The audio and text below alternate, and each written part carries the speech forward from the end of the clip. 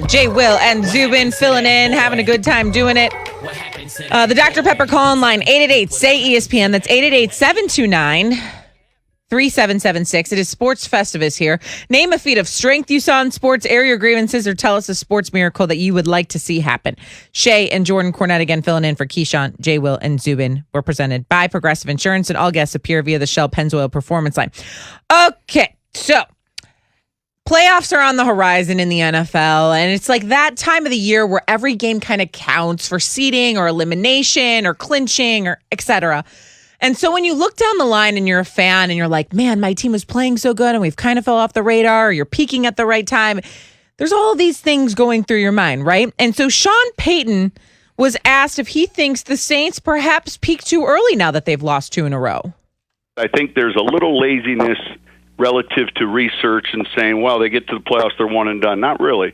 Will it need to be the Super Bowl? Yeah, probably so. I mean, but you know what? That's a good measuring stick, and that gives you an indication of how organizationally the culture's changed. I don't know. It's lazy. It's lazy. It's lazy to say a team has peaked too early? It's lazy as it pertains to the Saints. Okay, that's fair. 10-4 team. Top of the NFC South. Got blindsided by Jalen Hurts that they didn't have much tape on, and an Eagles team that upended them. It happens. They were also playing with Taysom Hill, the quarterback, who's not their guy. This team has won a lot of games with Drew Brees as their quarterback, a healthy Michael Thomas, Alvin Kamara, and one of the best, if not the best defense in the NFL. I'm going to say the best defense in the NFL because that's what the Saints have. Drew Brees comes back. They lose by 3. They lose by a field goal to the Chiefs. Those are the 2 losses. And Drew Brees, by the way, is nowhere close to healthy.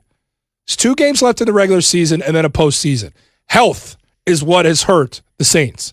Michael Thomas, Drew Brees, health, and a schedule of 2 unique games there that you tell me they lose them. I can see how. I can see how the Eagles win that game with Jalen Hurts, a guy that they weren't, haven't seen a lot of, to be honest. This great Saints defense hadn't really had to face any true dual threat quarterbacks. Jalen Hurts got the best of them. There's only one Patrick Mahomes in the universe. He got the best of them. Those are 2 games that are anomalies. This is still a team to believe in if they're going to be healthy going into the postseason. But this ain't about peaking and peaking too early for the Saints. No, not even in the discussion. Lazy. Here's the only thing I will say to that argument, because I get where you're saying where as it pertains to the Saints.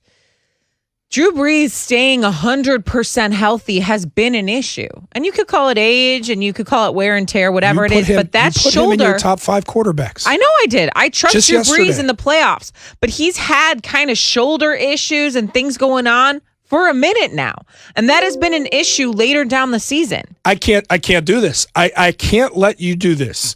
Yesterday on the show, we ranked the quarterbacks we trust the most in the playoffs, Jordan, and I listed Drew Brees. You said Drew Brees. You grit your teeth. It doesn't scare me. You said Drew Brees. Did you say Drew Brees? Yes, at number 4. At number 4. Yes. You're talking as if you don't trust him now. No. I am saying I think that the Saints were playing complete team football earlier in the season. Can they get back to that? Yes. Do I trust Drew Brees to lead his entire team to get back to who they were earlier this season when they were all healthier and clicking on all cylinders, et cetera, et cetera? Yes, I do. So they haven't peaked too early? No, I said I agreed with you, except for the fact that Drew Brees has had issues with durability later in seasons because of his age and the wear and tear that's going on. So you don't trust Drew Brees? Yes, I do.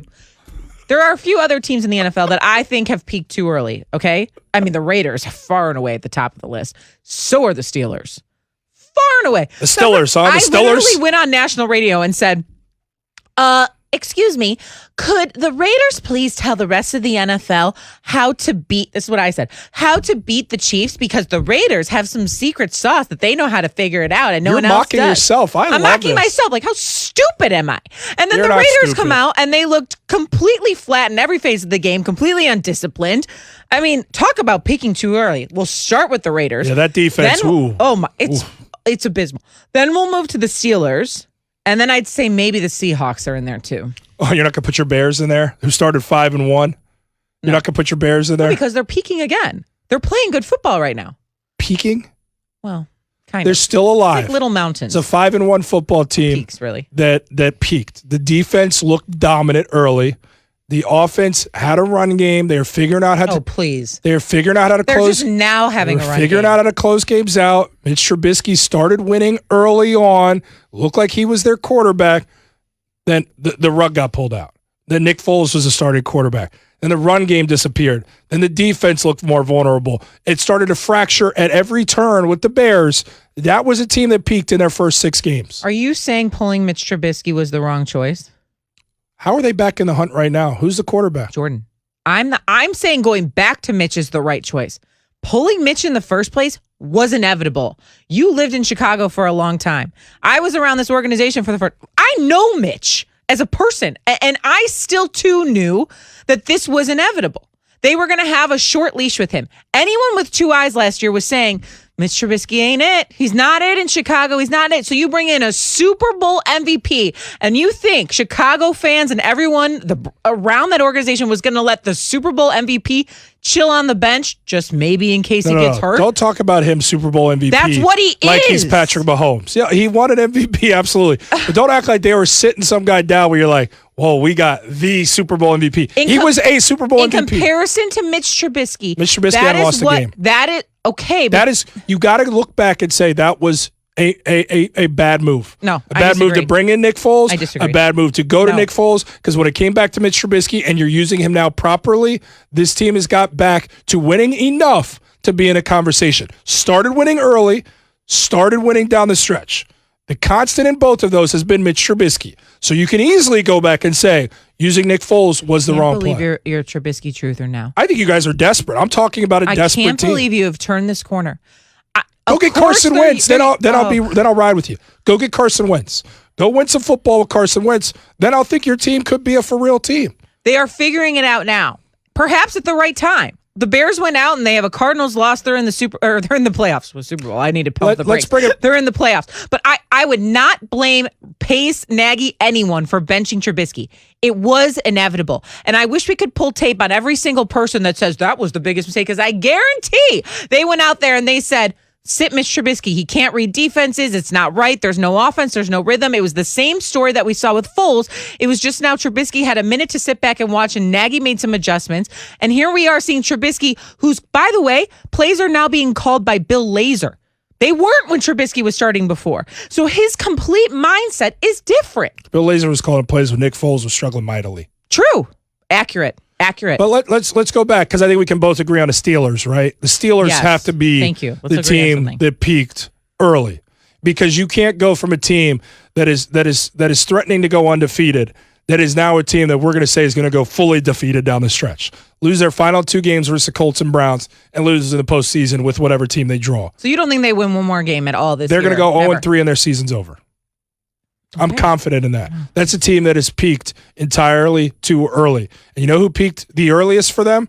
A guy late in his career who looked like he still had the magic. Ben Roethlisberger peaked early on in this season. Had us thinking, oh, this is kind of like sneakily an MVP season for him. Oh, he still got it. Oh, Ben might play till he's 40-something too. Nah, Ben needs to stop playing after 38. He looks like he doesn't have it anymore. They never had a run game all season, and that looked like it was going to be a problem.